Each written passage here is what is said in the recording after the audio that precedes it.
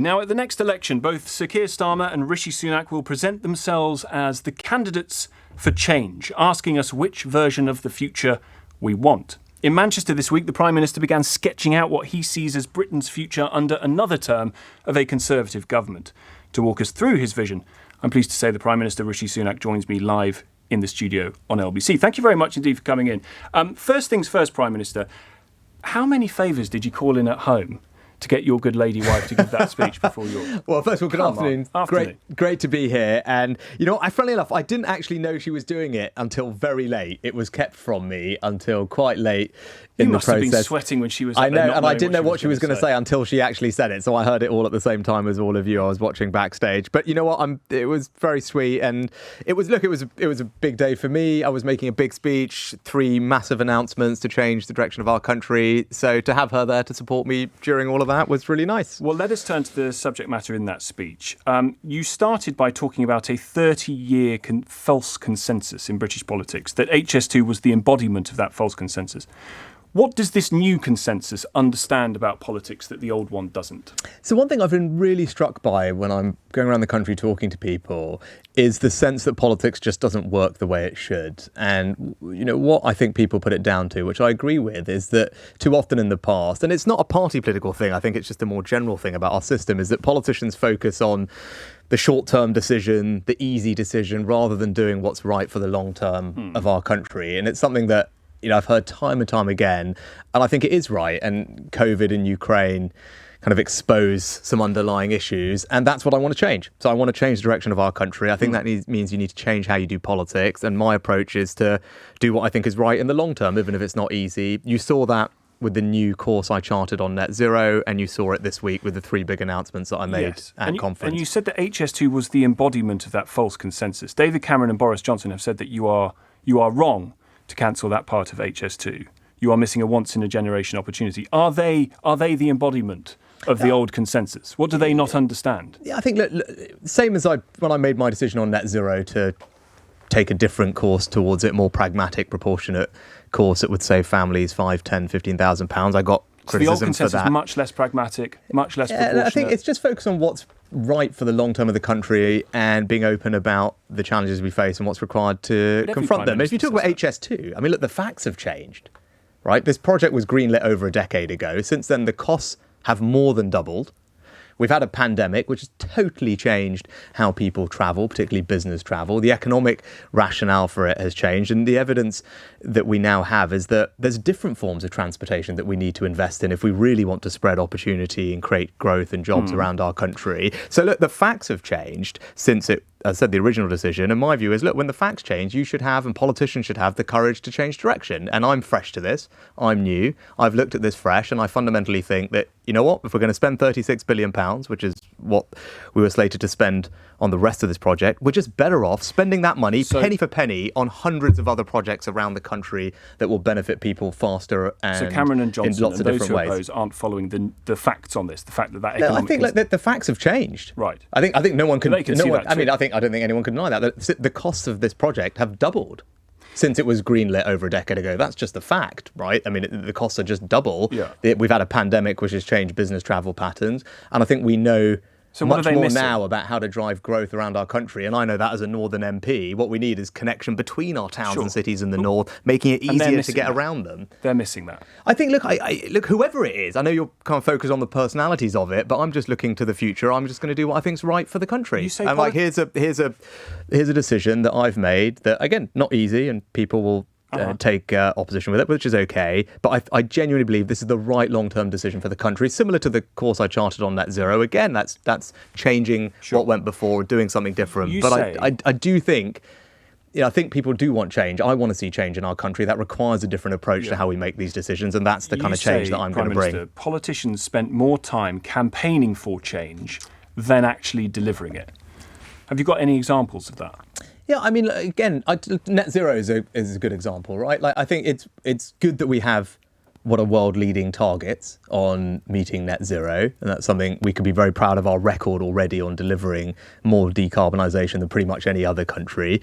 But just wishing these targets to happen isn't right. Is that the same for immigration to the tens of thousands? Well, hang on, I'll just finish one thing at a time, right? So on net zero, and my point was very clear, is that we shouldn't just say these things. We should be honest with the country about what's required. And what I saw was a situation where ordinary families were being asked to pay £5,000, £10,000, £15,000 to whether it was change their car, rip out their boiler prematurely, do expensive upgrades. And that wasn't necessary in those timeframes to hit these targets. And I said, I'm not going to do that. We're going to change our approach to it and do something that is more supportive of families. That whether or not people agree or disagree with the decision that you've made, these decisions that you are unwinding are decisions taken by previous Conservative Prime Ministers. The promises to get immigration down to the tens of thousands, promises to fix social care, promises to build 300,000 homes a year. The politicians who have spent more time campaigning for change than delivering it are Conservative ones. You're looking in the past. I'm just looking to the future. The choice at the next election is a choice between Keir Starmer and me.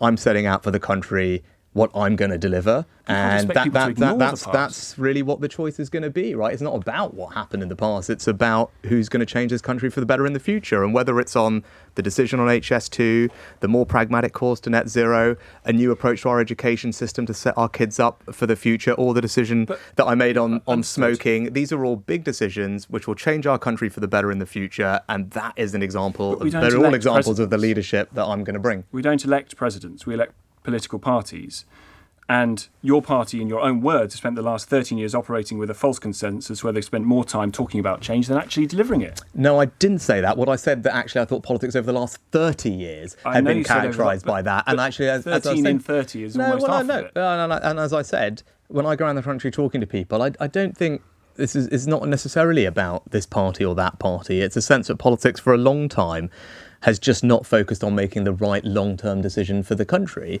and in many cases just taking the easy way out, chasing the short-term headline. I don't want to do things differently. And these decisions on net zero, on HS2, on smoking, on changing the education system are all examples of me making a decision that I believe is right in the long term. And as you've articulated, there'll be criticism of those policies, and that's okay. But I genuinely want to deliver change for this country, and I'm prepared to do things differently to make sure that change happens for them. Tell voters to ignore the past, focus on the future, despite the 13 years in government. What makes you so special to think that you could deliver the things that previous Conservative Prime Ministers have not been able to? Look, people can judge me on my track record, right? When I came into office, I set out 5 priorities. The first of those was to halve inflation, to ease the burden on the cost of living, because that's the most pressing challenge we faced. I'm really pleased that we are making progress. Inflation is now coming down. That is making a difference to people. I said I would deliver that, and we're on track to do so. Stopping the boats, tackling illegal migration was another of those priorities. And again, for the first time ever since small boats became a phenomenon, the numbers are down this year. They're down by a fifth as a result of all the measures that I've taken and the government's taken. Whilst I was just getting back from Europe yesterday talking about this topic with other leaders, the numbers in the rest of Europe are up. Well, can I ask you about infrastructure? Because you talked about HS2. How long have you been working on the Network North plans? Also, we've been working on it for a while. Because this is a big decision, £36 billion worth of spending. I think your listeners would expect government me to go through these things properly and in detail to make sure that we've thought long and hard about what the right thing to do is. And that's what we've done. And what is this document? Is it a promise? Is it a pledge? Is it a plan? This is guaranteed to happen? Yeah, I mean, we've set out in detail all the different ways in which this funding can be used. But I think, again, this is a big difference, right? And people say, well, how can we be sure this is going to happen? It's because actually it's going to be local people that are much more in charge of how to spend this money than it was in the past. Rather than Westminster politicians dictating to local areas about what they do, what this represents is far more money being given to local people, local areas, mayors, councils, etc., all around the country, so they can prioritise the types of transport that is right for their area. So that is a big change from what's happened before. But people are going to start seeing the benefits of this very quickly. Well, to give you an example, in just a few weeks, the bus fares. Exactly. Bus fares were due to go up to £2.50. But given you've worked on this for a long time, Prime Minister, there might be people... Bus fares, this is really important because buses are the most popular form of public transportation. I take the bus regularly from the station, and having it £2 is very good. But as people listening to this and watching it on Global Player will see in this announcement is you've announced new and we can't fault your delivery here because you've announced new projects that already exist. The Nottingham Trans System extension to Clifton South opened 8 years ago. Was that included in error in this plan? No, none of these things were fully funded before. Believe me, I know. I'm New sitting on the funding inside. could see the Metrolink Right. tram network extend to Manchester Airport. It opened in 2014, Prime Minister. No, hang on. There's more money for local areas to prioritise the extensions of all their trams. The Leeds tram being a great example, one of the biggest cities in Europe without a full tram service, which has never before had the full funding that it is now going to get to develop the full tram. Not just a business case, not just development funding, Yes. but the full tram. Bradford, brand new Leamside station, line. not there. The old Leamside line in the northeast was included in the plans, but was removed from it after 24 hours. No, actually, what's happening there is the North East Mayor is going to be given over £1.5 billion. So that is going to happen. The North East Mayor is going to be given £1.5 billion for him to spend, or that mayor to spend in the future, on the priorities of the people, which could well include the Leamside line. But here's the point. It shouldn't be a Westminster politician making that decision for the people of the North East. It's right that local leaders in those areas are given the funding and able to make the decisions that are right for their area. And that's going to be different wherever you go in the country. But what this represents is a massive transfer of resources to local areas to spend on the priorities that are important to them. And I think that's just the better use of that £36 billion. Is HS2 going to go all the way to Euston? And who's going to fund that? Yeah, so it's worth bearing in mind. HS2 trains are also going to go all the way to Manchester, because there's some confusion about this, and the journey time from Manchester to central London, to Euston, will be cut by half an hour. So even people in Manchester and the Northwest will benefit from that. There's been some reporting extra. that the Euston bit isn't going to be funded by government money. We've rescoped Euston to save the taxpayer billions of pounds, which is the right thing to do. And building on the successful model that we've done at Battersea, we're going to create a development corporation there, which will be able to be funded in part by the private sector, but also, crucially, particularly for those listeners in London, is going to unlock thousands of homes. So I think that's one of the exciting opportunities now at Euston. It's not just a station. We're going to unlock thousands of homes, business opportunities, and do so in a more cost-effective way for the taxpayer. And again, modelled on the success of what's happened at Battersea. Can I ask you about homes? Are you going to commit to a target for house building? I say that the manifesto that I inherited committed us to delivering 1 million homes over this Parliament, and we are on track to deliver that. You've got to build more than 300,000 to deliver that target by next December. There's been no year since that target of 300,000 a year was brought in. I'm not quite sure your numbers are right, because the last time I had a look at this, we are on track to deliver the 1 million homes over this Parliament. And look, the place where house building is acutely not happening is in London, right? Under the Mayor Sadiq Khan's leadership, London is barely building just over half the homes that it needs. And that's why we stepped in, and I stepped in the summer. Wanting people Prime Minister, to build houses for this country now. It's all very well talking about the Labour Mayor. You're running the government. The Conservatives have been in charge for 13 years, and you haven't built the homes that you said they would. Actually, Tom, we said we'd build 1 million homes, and all the data shows we're on track to deliver those 1 million homes. And we just a few weeks ago, wanted to change a legacy EU law that we'd inherited that is currently blocking the building of 100,000 homes across the country, many of whom already have planning permission, and that was blocked by the Labour Party in the House of Lords. That is us trying to unlock house building across the country. But as I said, homes which already have planning permission, a defective EU law, and at the first sign of a difficult decision, what did the Labour Party do? Yeah, they ran for the hills, right? And we are trying to unlock those building homes. It's a legacy EU law that is on our statute books. We need to pass a new law to correct it and unlock these 100,000 homes. They've been given planning permission all around the country. Now, we tried to change that. The Labour Party blocked that in the House of Lords. So if anyone wants to know, when push comes to shove, who's going to do the right thing for the long term of this country? Who is going to deliver the homes for our young people? We just had an example of that a couple of weeks ago. It was the Conservative Party and Conservative government that was trying to do that, and blocked by Labour in the House of Lords. Talking of delivery, I know you're a big cricket fan. So as well as England bringing home the Cricket World Cup, are you going to be in India by the end of the Cricket World Cup to deliver a trade deal? I never put any arbitrary timelines on trade deals. That's not the right way to do negotiations. Doesn't help us. We're going to just keep going until we can get a deal that works for us. And that's been my approach to all these things. And we've taken advantage of Brexit to be the first European country to join the Trans-Pacific trade deal, which is an exciting opportunity. Could you guarantee that trade deal with India would not have an increase or a carve-out in the number of visas that will be given to you wouldn't expect me to comment on a trade negotiation on your radio station. Of course not, but we will make sure that we get a deal that works for the UK, right? And it's just an example of us taking forward. But again, I'm not going to comment on any of your speculation that we're going to get a trade deal that works for the country, and that's why we don't put arbitrary timelines on it. And that's one of the things I was talking about in my conference speech, taking advantage of the opportunities of Brexit. And hopefully we'll get onto the other policies I announced, whether it was tackling smoking. Absolutely. Well, I do want to ask you whether you have smoked. No. You've never smoked at all? No. But not that. But again, but what? No, absolutely. What relevance does that have to anything, right? That's not the issue. Here is about protecting our kids. Sure. And the point I was making is, we've got an opportunity to do something that will stop our kids growing up smoking.